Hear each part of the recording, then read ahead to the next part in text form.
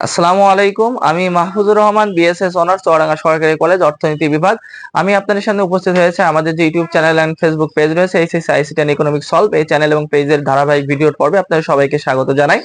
আমাদের যে HSC ICT বইয়ের প্রোগ্রামিং ভাষার পঞ্চম অধ্যায়ের যে ধারাবাহিক সমস্যার সমাধান চলছিল, আজকের 11তম পর্ব। তো 11তম পর্বে আমরা হোয়াইল লুপের ব্যবহার করছিলাম। হোয়াইল লুপের ব্যবহার সম্পর্কে আজকে ধারণা নিব। গত পর্বের ভিডিওতে কিন্তু আমরা ফর লুপ সম্পর্কে একটা ধারণা পেয়ে এসেছি। আমি কিন্তু বেসিক গঠন শিখাচ্ছি। একটা প্রশ্ন আসার পরে সেটা কিভাবে সমাধান করব আমরা কিন্তু একেবারে প্রত্যেকটা বোর্ডের সৃজনশীল, বিগত বোর্ডের প্রত্যেকটা সৃজনশীল করার চেষ্টা করব, সমাধান করে দেবো, তখন কিন্তু দেখিয়ে দেবো কিভাবে সমাধান করতে হয়। তো আজকে আমরা হোয়াইল লুপের ব্যবহার শিখবো, কিভাবে একটা হোয়াইল লুপের ব্যবহার করতে হয়। তো আমরা যেমন গত পর্বে বলেছিলাম ফর লুপের জন্য একটা বেসিক গঠন রয়েছে, তেমনি কিন্তু হোয়াইল লুপের জন্য একটা বেসিক গঠন রয়েছে। তো বেসিক গঠনটা সম্পর্কে আমরা আলোচনা করে আসি। তো বেসিক গঠনটা হচ্ছে একটা হোয়াইল লুপ প্রথমেই ইনিশিয়ালাইজেশন দিয়ে শুরু করা হয়, এরপরে লিখতে হয় হোয়াইল এবং ফার্স্ট ব্র্যাকেটের ভিতর লিখতে হয় কন্ডিশন, আর দেন স্টেটমেন্ট, এন্ড তার নিচে লিখতে হয় ইনক্রিমেন্ট অবলিক ডিক্রিমেন্ট। বন্ধুরা খেয়াল করে দেখো, আমরা যে হোয়াইল লুপে ফর লুপের ব্যবহার গত পর্বে শিখেছিলাম, সেখানেও কিন্তু এই ধরনের একটা কন্ডিশন ছিল, সে একটা শর্ত ছিল, এই ধরনের একটা গঠন ছিল। তো এরও কিন্তু একটা গঠন আছে। গঠনটা কি? গত পর্বের ভিডিওতে ফর লুপের ক্ষেত্রে কি ছিল, ফর লিখছিলাম, ফার্স্ট ব্র্যাকেট দিয়ে ইনিশিয়ালাইজেশন কমা কন্ডিশন কমা ইনক্রিমেন্ট ডিক্রিমেন্ট, তারপর নিচে সেকেন্ড ব্র্যাকেটের ভিতর স্টেটমেন্ট লিখছিলাম, তারপর সেকেন্ড ব্র্যাকেট ক্লোজ করছিলাম। তো একই লেখা, জাস্ট একটু গঠনটা উল্টো হবে। এর কিন্তু প্রথমে ইনিশিয়ালাইজেশন শুরু হবে, তারপরে হোয়াইল লিখে ফার্স্ট ব্র্যাকেটের ভিতরে জাস্ট কন্ডিশনটা লিখবো এবং সেকেন্ড ব্র্যাকেটের ভিতরে স্টেটমেন্ট এবং ইনক্রিমেন্ট ডিক্রিমেন্ট লিখে সেকেন্ড ব্র্যাকেট শেষ করতে হয়। তো এই হচ্ছে গঠন। প্রত্যেকটা লুপের যে ব্যবহার করব আমরা, এর আগে করেছি ফর লুপ, আজকে করছি হোয়াইল লুপ, পরবর্তীতে করব ডু হোয়াইল লুপ। এই তিন প্রকার লুপের ব্যবহার শিখবো। তো তিন প্রকার লুপের ব্যবহারে কিন্তু তোমরা কিন্তু নোট করে ফেলবা, নোট করে মুখস্থ করে ফেলবা, তাহলে কিন্তু তোমার জন্য অঙ্কগুলো করতে সুবিধা হবে। তো সে আমাদের পরীক্ষার খাতায় যদি গত পর্বের আমি অঙ্কটাই তুলছি, যে এই ধরনের কোন অঙ্ক যদি চলে আসে 1+3+5 +7 plus dot dot dot plus N, হ্যাঁ, এই ধরনের যদি কোনো ধারা চলে আসে এবং তোমাদেরকে যদি বলে হোয়াইল লুপের মাধ্যমে ব্যবহার করে এটা সমাধান করো, সি প্রোগ্রামিং করো, তাহলে তোমরা কিভাবে করবা? তোমরা এই গঠনের মাধ্যমে করতে পারো। তো আমরা সেই সমাধানের দিকে আগাই। তো দেখো, যখন কোনো সি প্রোগ্রামিং করতে বলবে তখন কিন্তু আমাদের হ্যাশট্যাগ ইনক্লুড যে হেডার ফাইল, তার মাধ্যমে শুরু করতে হবে। Hashtag include stdio.h main function and second bracket দিয়ে আমাদের এটা শুরু করতে হবে। এরপর আছে ডাটা টাইপের কাজ, হচ্ছে ইনপুটের কাজ। তো ইনপুট তুমি কোন ধরনের ইনপুট, বা ফ্লোটিং পয়েন্ট নাকি পূর্ণ সংখ্যা, ভগ্নাংশ নাকি পূর্ণ সংখ্যা? দেখছো 1 হচ্ছে পূর্ণ সংখ্যা, তাহলে অবশ্যই ইন্টিজার টাইপের ডাটা টাইপ তোমাকে নিতে হবে। তাই ইন্টিজারের সংক্ষিপ্ত নাম আইএনটি নিলাম।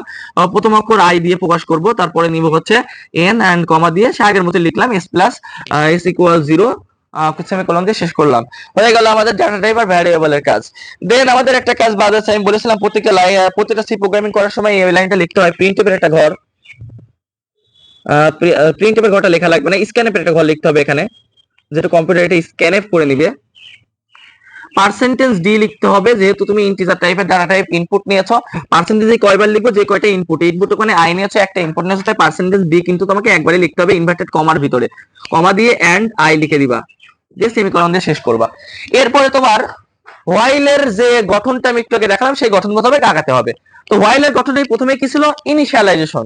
আমি গত পর্বের ভিডিওতে বলেছি ইনিশিয়ালাইজেশন মানে হচ্ছে ধারাটির প্রথম সংখ্যা, যার সংক্ষিপ্ত নাম হচ্ছে আই। তো এখানে তুমি ইনিশিয়ালাইজেশনটা প্রথমে লিখে নাও। আই ইকুয়াল কি আছে এই ধারার প্রথম সংখ্যা? 1। আই ইকুয়াল 1 লিখলাম।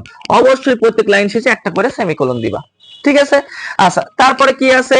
ইনিশিয়ালাইজেশনের পরে গঠনে আছে হোয়াইল লিখে ফার্স্ট ব্র্যাকেটের ভিতরে কন্ডিশন লিখতে হবে। তো কন্ডিশন মানে শর্ত। কি শর্ত? গত পর্ব ভিডিওতে দেখাইছি শর্ত কেমনে বের করতে হয়। শর্ত হচ্ছে একের থেকে বড়, এন এর থেকে ছোট বা এন এর সমান ধারাটি। তাহলে আবার শর্তটা এভাবে লিখতে হবে, I less than equal N, I less than equal N, কন্ডিশনের ভিতরে লিখে দিলাম, সেমিকোলন দিয়ে শেষ করলাম ফার্স্ট ব্র্যাকেট। আচ্ছা, এরপরে কি হবে? আমি এই সাইডে জায়গা নেই, আমি এই সাইডে চলে গেলাম।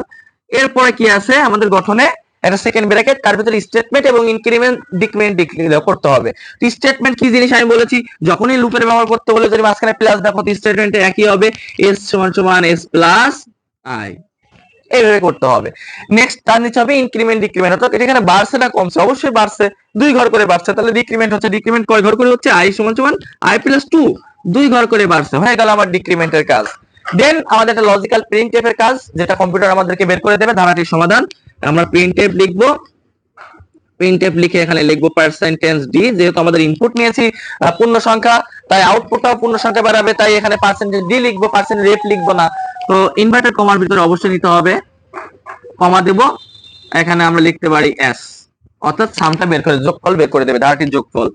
এরপরে কিন্তু আমরা রিটার্ন 0 দিয়ে শেষ করে দেব, রিটার্ন 0 এন্ড সেকেন্ড ব্র্যাকেট দিয়ে ক্লোজ করে দিলাম। তো বন্ধুরা খুবই সহজ ব্যবহার, আমরা ফর লুপ শিখলাম, হোয়াইল লুপ শিখলাম। নেক্সট ভিডিওতে কিন্তু আমরা ডু হোয়াইল লুপের ব্যবহার কিন্তু আমরা শিখিয়ে দেবো। তোমরা ধারাবাহিকভাবে ভিডিওগুলো দেখতে থাকো, তাহলে কিন্তু প্রোগ্রামিং তোমাদেরকে সহজ লাগবে। ধন্যবাদ।